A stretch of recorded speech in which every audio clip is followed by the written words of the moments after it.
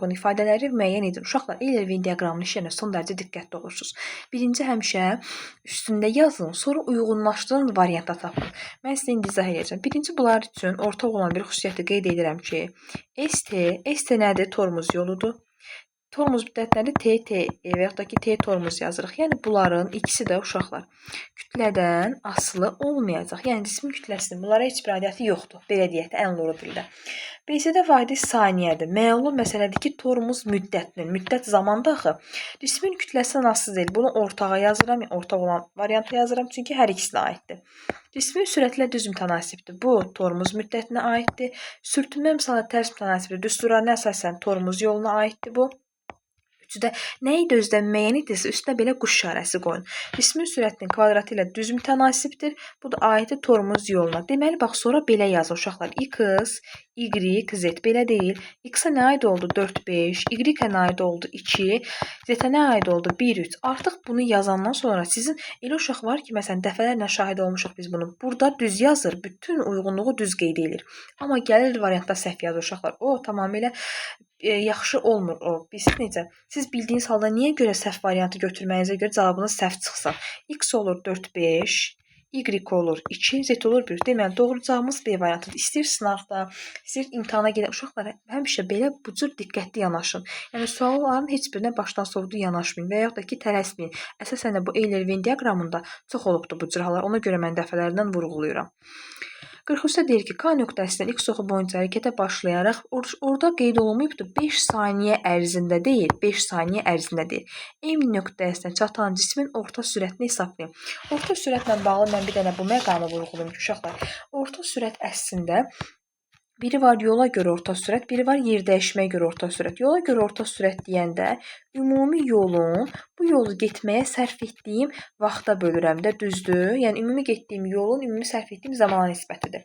Yer dəyişməyə görə orta sürət isə ümumi yer dəyişmənin bu yer dəyişməyə sərf olunan zamana nisbətidir, düzdür? Bir dənə də biz nə yadımıza salırıq? Məsələn, deyirdik ki, yol sıfıra bərabər ola bilmir, amma yer dəyişmə sıfıra bərabər ola bilir.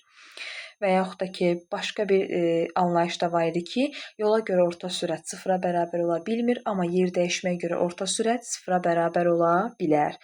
Bu bizim, deməli, bu haqda biz nə vaxt danışmışdıq? Birinci hissədə ən birinci mövzunun ikinci sualında. Orada qeyd olunubdur ki, mexanik hərəkət zamanı hansı kəmiyyətlər sıfıra bərabər ola bilər və hansı kəmiyyət sıfır ola bilər? Bizim orada cavabımız nə idi? Yer dəyişmə. Niyə Y variantı götürməmişdik orada? Çünki orada gedilən yola görə hərəkətin orta sürəti idi. Əgər yer dəyişməyə görə hərəkətin orta sürəti olsaydı, bu zaman sıfıra bərabər ola bilərdi. İndi biz nəyə baxırıq? Bu cisim hardan başlayıb hərəkətə? 20-dən. Deməli, K cisminin başlanğıc koordinatı, yəni X0-ı 20 metrə bərabərdir. Bəs harda bitibdir? Yəni, harda dayanıbdır son olaraq? Belə deyək də, son koordinat deyirik. Bu artıq K cisminə aid idi ki, K cismi buradan başlayıb hərəkətə.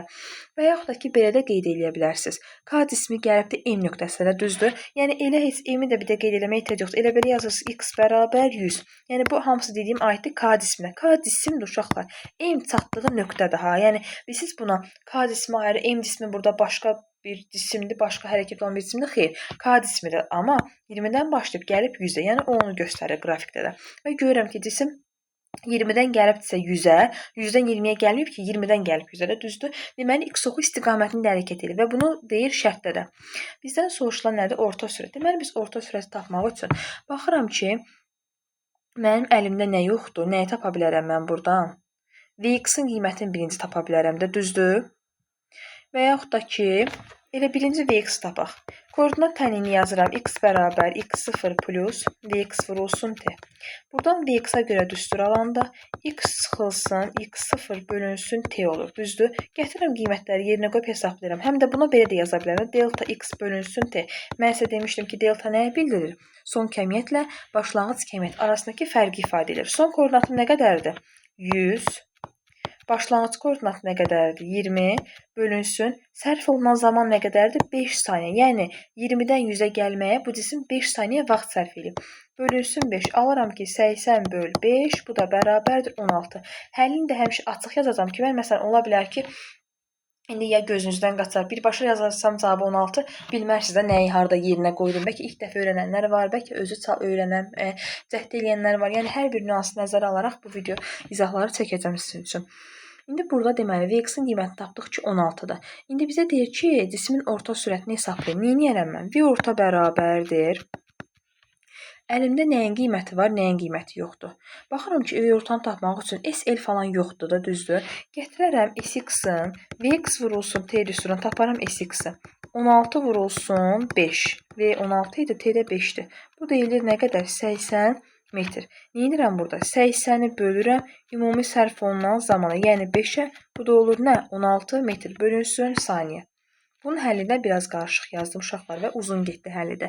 Yenə də əgər başa düşmədisə 43-ü yenidən yazarsınız. Mən sizə bunu ayrıca bir dəfə də izahını çəkib paylaşaram. Yəni 2 mərhələli məsələdir bir sözlə. Birinci koordinat tənliyindən əsasən mən 2 mərhələli yox 3 mərhələli deyərəm. Çünki birinci mərhələ veriləni yazmaqdır. Veriləni yazmaq elə məsələni yarıya qədər işləmək deməkdir. Belə 2 mərhələ hesablama gedir, düzdür. Amma məsələnin özü tam dəqiq 3 mərhələdən ibarətdir. Veriləni yazmaq, X-in tənliyində yerinə qoymaq və orta sürət düsturunda hesablamaq. Keçirik 44-cü suala. Çeviri üzrə bərabər sürətli hərəkətin bəzi çətin nüansları olsa da, demək olar ki, fizika kursunun ən sadə bölmələrindən biridir. 44-də deyir ki, çeviri üzrə bərabər sürətli hərəkət edən maddi nöqtənin dövr etmə periodu 5 saniyədir. Yazıram böyük T bərabərdir 5 saniyəyə.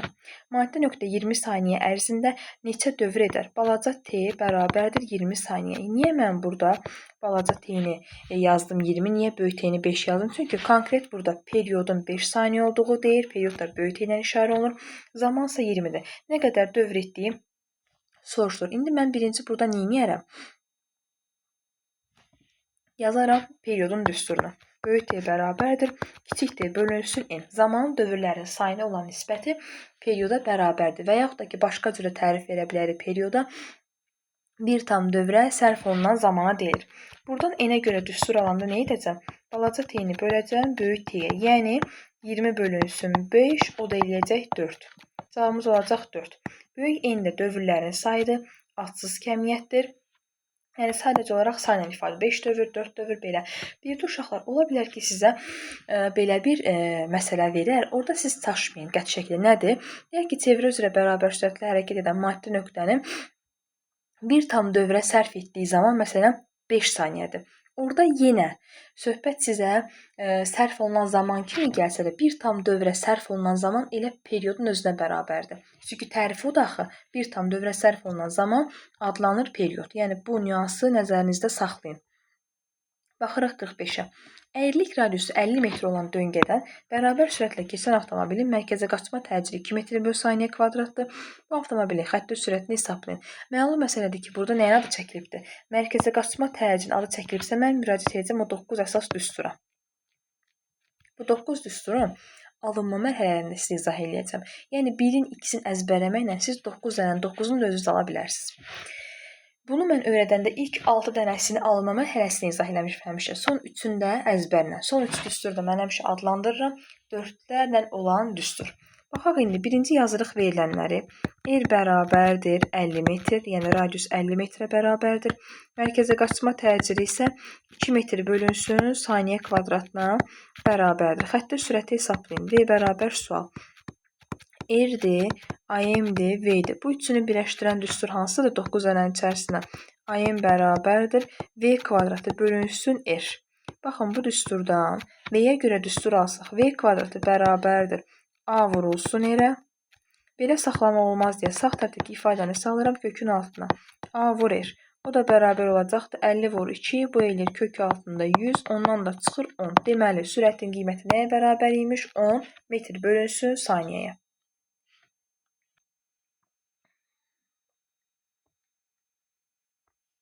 46-ya baxırıq. Radian bölünsün saniyə ifadəsi hansı fiziki kəmiyyətin vahidinə uyğundur? Əzbər şəkildə bilirik ki, bu bucaq sürətinin vahididir.